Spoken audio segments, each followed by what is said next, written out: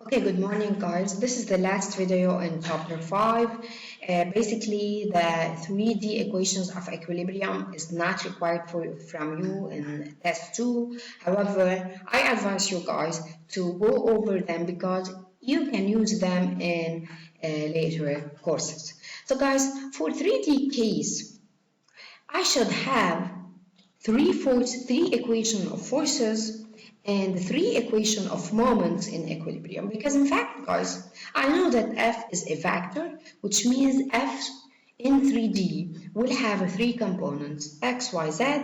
Same goes to M. M is also a vector, so it will have also three components in 3D, M, I, M, J, and Mk. And from here guys comes the equations of equilibrium in 3D. Sum of forces is equal to 0 will give me three equations, and sum of moments is equal to 0 will give me three equations that are the sum of moments around x is equal to 0, the sum of moments around y is equal to 0, and the sum of moments around z is equal to 0. So since I have 6 equations, so how many unknowns can I solve? Yes, in 3D guys, I can solve for 6 unknowns. Remember, in 2D case, I can solve for only 3 unknowns, while in 3D, I can solve for 6 unknowns. Now, I will go over the slides of 3D. It is the same, guys, the same concept. So you can do them by yourself, but I will go through them.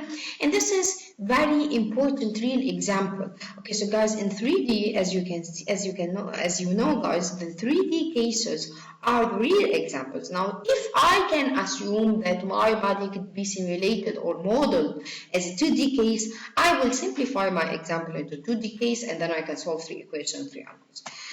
So basically, guys, there is also some examples of supports in 3D case, like for example, the cable in 3D case. It has the same reaction, which is perpendicular, which is along this cable or this rod, like the case of 2D. And the same if I have a support, smooth support, and then I have a body, so of course my force will be normal, will be perpendicular to the support, as we know from previous videos or from previous material. And then if I have a roller, so it is also the same as for 2D case. I only have one reaction, and this reaction should be perpendicular to the support of this roller. The two important or the most conventional supports in 3D are the ball and socket and or the single journal bearing. They are not complicated, guys, because in fact for the ball and socket, it is the same as for the pin in the case of 2D. So as you can see, this is the ball and socket. In the ball and socket, guys, I have 3 reactions because as you can see, it is free to move. So the ball and socket is free to rotate. It is free to rotate, which means it has not a moment reaction. However, it is not free to do any translation at this point, which means it has 3 reactions in 3 different directions. So if I have a ball and socket, I should put 3 reactions for each direction. Now, if I have a single journal bearing, the single journal bearing, which is this example right here, guys. So this is a bearing. Usually the bearing is used in order to allow the rotation only in one direction, which is the direction of the axis of the bearing. So it allows only this rotation right here. So which means, guys, I have only rotation in one direction, and this means that the second 2 directions, I cannot have rotation in the second 2 directions, and this means that I should have a moment reaction at the 2 directions that are not the direction of the axis. In other words, I have moment reaction for these 2 directions. The only direction that doesn't have a moment reaction as well as a force reaction, because in fact I can also do this translation if I have a ball and socket, is the direction of the axis of the bearing. So basically, guys, for the single journal bearing, I have 2 reactions in the directions that are perpendicular to the axis, as well as 2 moment reactions. Now, this means that I have 4 unknowns only for the single journal bearing. As a matter of fact, guys, if this journal bearing is accompanied by another support, like a ruler or like a pen or like a ball and socket, in this case, guys, I can remove the moment reactions of these two directions that are perpendicular to the axis of the bearing.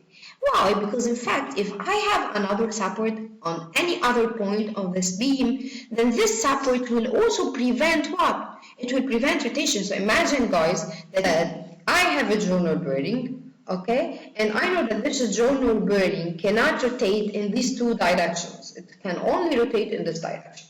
So it cannot rotate in these two directions, so I have a moment of rotation in these two directions. However, this axis here, or this member, is fixed in another point by, for example, a ball and socket. So there is no need, guys, to do any action on these two directions because it is already prevented to rotate in these two directions because I have another support. Okay, so this means, guys, that the number of unknowns for the single journal bearing will decrease from 4 if I don't have any other support to 2 if I have another support, and these two unknowns will be only the reactions in two directions that are perpendicular to the axis of the bearing. So let's go to this problem, for example. So guys, in this problem, I have a ball and socket here, and I have a journal bearing here. Which means, guys, since I have a ball and socket here with a journal bearing, the journal bearing will only have two reactions that are perpendicular to this axis AB. So first of all, my first advice for you guys is to put your reference X, Y, Z. So basically, guys, I will choose this X, this Y, and of course, if this is X and this is Y, then Z will follow the right-hand rule and Z will be upward. So this is Z. And then, guys, I know that the axis of this journal bearing is along X. It is parallel to X. So this means that at A, I have two reactions, AY and AZ. So I have two forces that are not in the direction of the axis, which is here X. It could be Y, it could be Z. So guys, here it is X. So my two reactions will be not in X, AY and AZ. Now, since this is a ball and socket, so this will only prevent the translational motion. However, I can have a rotational motion, which means I have three reactions here. You can choose any direction of your reactions. So here I'm choosing the positive dy, positive dx, and positive dz, and this is what I prefer, guys, so that I'm not struggled in the sign of these forces whenever I wrote sum of x, sum of y, or sum of z is equal to 0. So guys, what are the external forces? Because in fact, the first step is to draw the free body diagram. So other than the reactions, I have a weight and it is known. So this weight is equal to 981 Newton, and I have a tension that is unknown.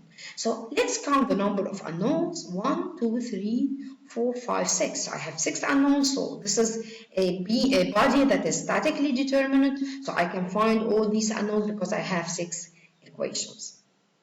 So how to do this? Sum of x is equal to 0, sum of y is equal to 0, sum of z is equal to 0, sum of mx is equal to 0, sum of my is equal to 0, and sum of mz is equal to 0. Now, if the question is to find all these unknowns, I should start by the equation that has only one unknown if I can, guys.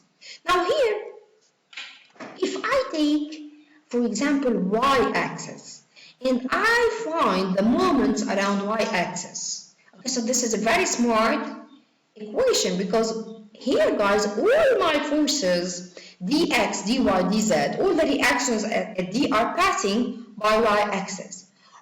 My tension here to B is also passing through my y-axis, and AY is basically parallel to the y-axis, which means it doesn't have any moment. I still have one force, which is AZ. Now this AZ, guys, is not parallel to y-axis, is not passing through y-axis, so it is the only moment on y-axis. Which means, guys, if AZ has only the moment around y-axis, and the sum of moment around y-axis should be equal to 0, then I can say that AZ is also equal to 0.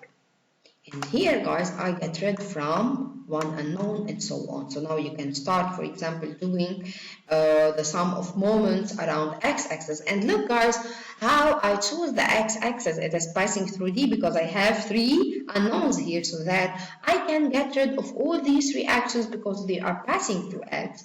Now I have the weight. The weight has a moment because it is not parallel to x-axis and it is not passing through x-axis. I have the tension moment, and basically I also have the moment of AY. So this means that I have an equation of 2 unknowns.